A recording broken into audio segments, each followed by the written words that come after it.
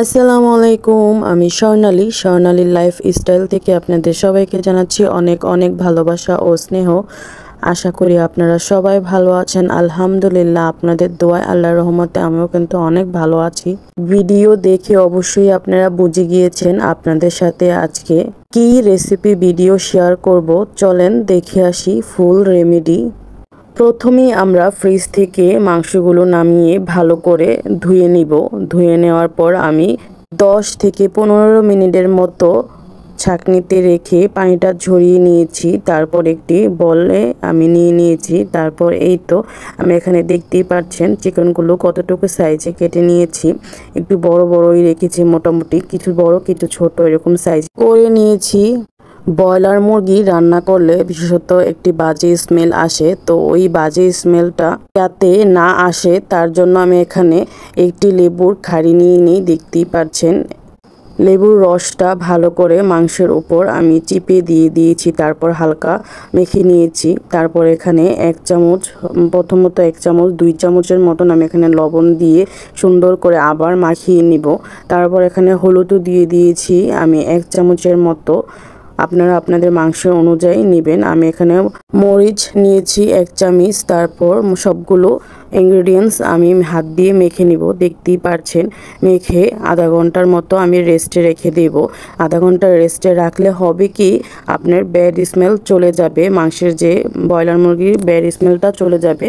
তো আধা ঘন্টা পর আমি চলে আসলাম। আমি চুলায় একটি ফ্রাই প্যান বসিয়ে দিয়েছি। দেখতেই পাচ্ছেন ফ্রাই প্যানে আমি যথেষ্ট পরিমাণে তেল দিয়ে দিব। আপনারা আপনাদের অনুমান অনুযায়ী তেল দিয়ে দিবেন। তারপরে এখানে ম্যারিনেট করা মাংসগুলো আমি সুন্দর করে ভাজতে দিয়ে দিব। হালকা একটু লালচে বা আপনারা যেরকম ভাজা পছন্দ করেন ওরকম ভাজা করে নিতে পারেন। বাট আমি মনে করি ব্রয়লার মুরগিটা যদি আপনি একটু ভালো করে ভাজেন তাহলে কিন্তু খেতে ভালো লাগে। তো এখানে দেখতেই পাচ্ছেন 1টা 2টা করে আমি সবগুলো ব্রয়লার মুরগি পিসগুলো দিয়ে দিই ভাজার জন্য। তো মোটামুটি ভাজা যখন এক পিঠ আমার হয়ে এসেছে তারপর আমি অন্য পিঠ উল্টিয়ে দিয়ে দিই। তো অন্য পাশে আমি এখানে একটি ফ্রাই প্যান বসিয়ে নিই। তাতে আমি এখানে তেল দিয়েছি যথেষ্ট পরিমাণে। তেল দিয়ে এলাচ 3টি, দারচিনি আর তেজপাতা দিয়ে দিই। দেখতেই পাচ্ছেন দিয়ে আমি এখানে একটি ছোট সাইজের পেঁয়াজ দিয়ে দিই। দিয়ে হালকা একটু ব্রাউন করে ভেজে নেব। এখানে আমি 4 থেকে 5 চামচের মতো তেল দিয়েছি। পেঁয়াজগুলো হালকা ভাজা করে নিব। আর অন্য পাশে আমি চিকেনগুলো উল্টিয়ে দিব। যেহেতু চিকেনগুলো আমাদের এক পিঠ ভাজা হয়ে গিয়েছে, এখন অন্য পাটও ভালো করে ভেজে নিব। চিকেনগুলো ভাজা হতে হতে আপনাদের সাথে একটি কথা বলে নিই। আমি কিন্তু ইউটিউবে এবং ফেসবুকে নতুন। আমাকে অবশ্যই আপনারা ছোট বোন হিসাবে বা বড় বোন হিসাবে সাপোর্ট করবেন। আপনাদের উৎসাহের কারণে কিন্তু আমি সামনের দিকে এগিয়ে যেতে পারবো। আপনাদের আরও সুন্দর সুন্দর ভিডিও উপহার দিতে পারবো।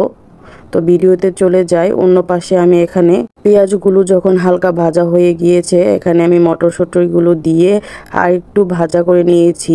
ভাজা হয়ে গেলে তারপর এখানে আমি 1 থেকে 1.5 চামচের মতো আদা রসুন একসাথে মিক্সড করা ছিল ওইটা দিয়ে দিই। 1 চামচই দিয়েছি বাট উঁচু করে দিয়েছি, 1.5 চামচের মতন হবে।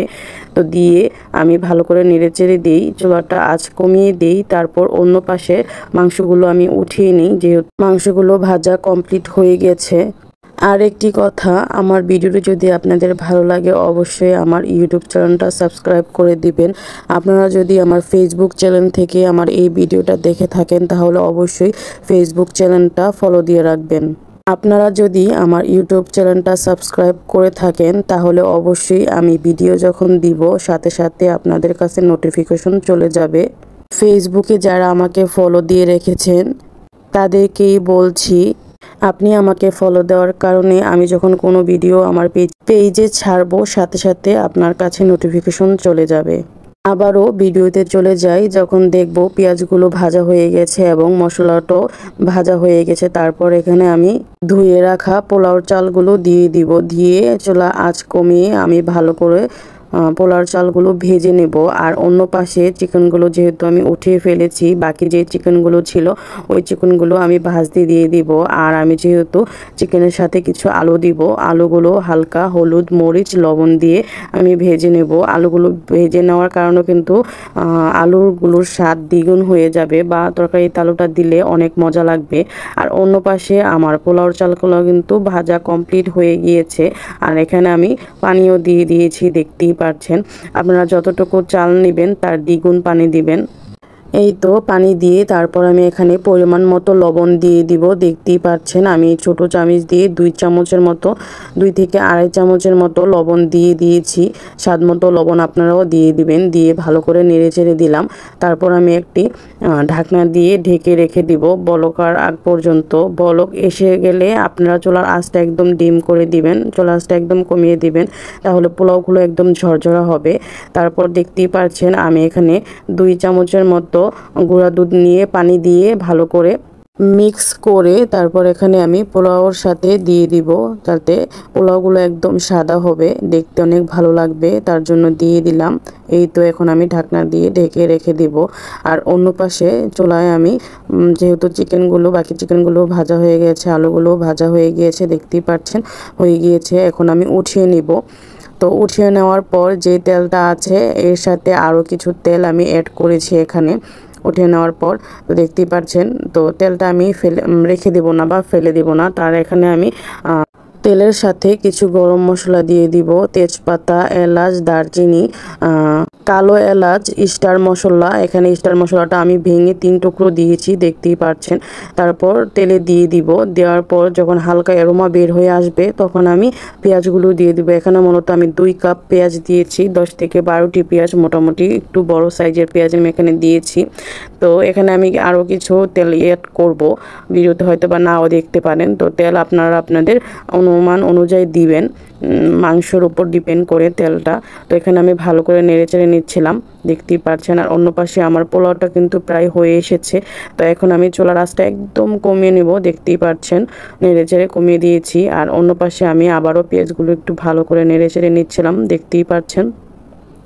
এই তো পেঁয়াজগুলো যখন নেড়েচেড়ে দিয়েছি, তারপর এখানে আমি লবণ দিয়ে দিব। লবণ মূলত আমি এখানে 1 চামচ দিব, বেশি লবণ দিব না। লবণের কারণে কিন্তু পেঁয়াজগুলো দ্রুত সফট হয়ে আসবে আর সুন্দর করে ভাজাও হয়ে যাবে, একদম মচমচা করে ভাজা হয়ে যাবে। দেখতেই পাচ্ছেন এখানে কিন্তু তেলের পরিমাণটা অনেক কম। তো আমি এখানে আরও কিছু তেল অ্যাড করে দিয়েছি, যেহেতু ভালো করে ভাজা হয়ে গিয়েছে। এখানে আমি 4 চামচের মতো আদা রসুন পেস্ট একসাথে দিয়ে দিব। এটা মিক্স করা ছিল আদা রসুন পেস্ট, তো আমি একসাথেই দিয়ে দিয়েছি, দেখতেই পাচ্ছেন। দিয়ে আমি মশলাটা আবারও ভালো করে ভেজে নেব, আদা রসুনের ঘ্রাণটা যাতে না আসে এরকমভাবে ভেজে নিয়ে তারপর আমি অন্যান্য মশলাও দিয়ে দিব। তো এখানে ভাজা হতে থাকুক। অন্য পাশে আমি পানি একটু অ্যাড করব এটার সাথে, যেহেতু মশলাটা দিতে দিতে যদি মশলাটা পুড়ে যায়, তার জন্য আমি এখানে একটু পানি অ্যাড করে নিয়েছি, যাতে মশলা দিতে দিতে পুড়ে না যায়। তো এখানে দেখতেই পাচ্ছেন পানিটা দিয়ে আমি ভালো করে নেড়ে চেড়ে নিচ্ছিলাম। এখানে আমি প্রথমে লবণ দিয়ে দিব 2 চামচের মতো, দেখতেই পাচ্ছেন লবণ দিয়ে দিয়েছি 2 চামচ। আগে যেহেতু আমরা 1 চামচ ইউজ করছি, তার জন্য একটু কমিয়ে ইউজ করব, লাগলে পরে আবার দিব। তো এখানে হলুদও দিয়েছি 1 চামচ, মরিচ দিয়েছিলাম 2 চামচের মতো। আপনারা কিন্তু আপনাদের মাংসের উপর ডিপেন্ড করে দিবেন। মরিচ আমি 3 চামচ দিয়েছি এখানে। তারপর জিরা গুঁড়া দিয়েছি 2 চামচ, ধনিয়া গুঁড়া দিয়েছি 2 চামচ। তারপর জিরা গুঁড়া দিয়েছি 1.5 চামচের মতো। তারপর এখানে রেডিমেড যে মুরগির মশলাটা হয় ওই মশলাটাও আমি দিয়ে দিই 2 চামচের মতো। তারপর এখানে আমি এলাচ আর দারচিনি গুঁড়া একসাথে গুঁড়া করা ছিল, ওইটাও দিয়ে দিব। দিয়ে ভালো করে মশলাটা মিক্স করে নেব। আমি অফ ক্যামেরায় মশলাটা ভালো করে মিক্স করে নিয়েছি, দেখতেই পাচ্ছেন। এই মুহূর্তে কিন্তু মোটামুটি তেল উপর দিকে উঠে এসেছে, দেখতেই পাচ্ছেন। তো এখানে আমি আরেকটু পানি অ্যাড করব, ভালো করে মশলাটা কষিয়ে নিই, তারপর পানি দিব। দেখতেই পাচ্ছেন ভালো করে মশলাটা কষিয়ে নিচ্ছি, আমার কষানো প্রায় কমপ্লিট। তো আমি এখানে একটু পানি দিয়ে দিব, আধা কাপের মতো পানি দিয়ে আমি আবারও ভালো করে মশলাটা কষিয়ে নেব। আপনারা যে কোনো মাংস বা মাছ রান্না করবেন ওই ক্ষেত্রে কিন্তু আপনারা মশলাটা যতবার কষাবেন খেতে তত ভালো লাগবে। মশলাটা বেশি করে কষিয়ে নেবেন, তাহলে খেতে অনেক মজা হয়। তো মশলাটা আমার ভালো করে কষানো হয়ে গিয়েছে প্রায়। এই পর্যায়ে আমি মাংসগুলো মশলাগুলো বা চিকেনগুলো দিয়ে দিব। দেখতেই পাচ্ছেন সবগুলো চিকেনই আমি একসাথে দিয়ে ভালো করে মিক্স করে নিই মশলাটার সাথে। আর চিকেন দেওয়ার পর আপনারা যদি ভালো করে কষিয়ে নেন, চিকেনের খেতে কিন্তু অনেক মজা হয়। আপনারা কিন্তু অবশ্যই চিকেন রান্না করার সময় চিকেনগুলো লাল লাল করে ভেজে নেবেন আর মশলাটা বেশি করে কষিয়ে নেবেন। দেখতেই পাচ্ছেন এখানে কিন্তু আমার একদম লাল লাল করে আমি কষিয়ে নিয়েছি, ভুনা করে ফেলেছি। এই পর্যায়ে আমি আলুগুলো দিয়ে দিব। আলুগুলো দিয়ে তারপর আবার ভালো করে মশলাগুলোর সাথে আলুটা মিশিয়ে নিয়েছি, দেখতেই পাচ্ছেন। তো এই পর্যায়ে ভালো করে ভেজে নেওয়ার পর বা ভালো করে কষিয়ে নেওয়ার পর মশলাটা এখানে আমি আধা কেজি বা 250 গ্রাম বা লিটার পানি দিয়ে দিই, দেখতেই পাচ্ছেন। তো পানিটা দিয়ে আমি সুন্দর করে নেড়েচেড়ে দিয়েছি, দেখতেই পাচ্ছেন। দেখেন কত সুন্দর এখন কি কালারটা এসেছে। আপনারা কিন্তু বাসায় এভাবে ট্রাই করে দেখবেন, খেতে অনেক ভালো লাগে। তো আমি এখানে পরে একটু টেস্টি সল্ট ইউজ করেছি, এটা অপশনাল, আপনাদের ভালো লাগলে আপনারা টেস্টি সল্ট দিবেন, না ভালো লাগলে না দিলেও চলবে। আর এখানে যেহেতু আমি অনেকক্ষণ মশলাটা কষিয়েছি তাহলে খেতে অবশ্যই মজা হবে। আপনারা বাসায় কিন্তু এরকম করে ট্রাই করে দেখতে পারেন আর অবশ্যই কমেন্ট করে জানাবেন বাসায় ট্রাই করে কেমন হয়েছে খেতে। তো এই তো দেখতেই পাচ্ছেন আমার কিন্তু অলরেডি প্রায় হয়ে গিয়েছে। তো এই পর্যায়ে আমি আরেকটু শুকনো করে নিব, যেহেতু এই যে দেখতেই পাচ্ছেন আমি আরেকটু শুকনো করে নিয়েছি। আর দেখেন তরকারির কালারটা কিন্তু অনেক সুন্দর এসেছে। যেহেতু আমার ক্যামেরাটা এত একটা ভালো না, তার জন্য হয়তো বা স্পষ্ট আপনারা বুঝতে পারছেন না, বাট তরকারি কালারটা মানে কি বলবো, সরাসরি অনেক সুন্দর এসেছিলো। আর সাথে আমি পোলাও করেছি, দেখতেই পাচ্ছেন পোলাওগুলো একদম ঝরঝরা হয়েছিল, সাদা হয়েছিল। আর পোলাওতে মটরশুঁটি দেওয়াতে পোলাওটা কিন্তু অনেক সুন্দর দেখা যাচ্ছে। অন্য পাশে আমি চিকেনটাও দেখেন কত সুন্দর করে সাজিয়ে নিয়েছি। তবে হ্যাঁ, চিকেনে আরেকটু যদি তেল হতো তাহলে কালারটা আরও অনেক সুন্দর দেখা যেত। তবে হ্যাঁ, আমরা যারা স্বাস্থ্য সচেতন আছি তাদের জন্য এইটাই এনাফ। আজকের ভিডিওটা এই পর্যন্তই। সবাই ভালো থাকবেন, সুস্থ থাকবেন। পরবর্তী ভিডিওর জন্য অবশ্যই প্রস্তুত থাকবেন। আসসালামু আলাইকুম।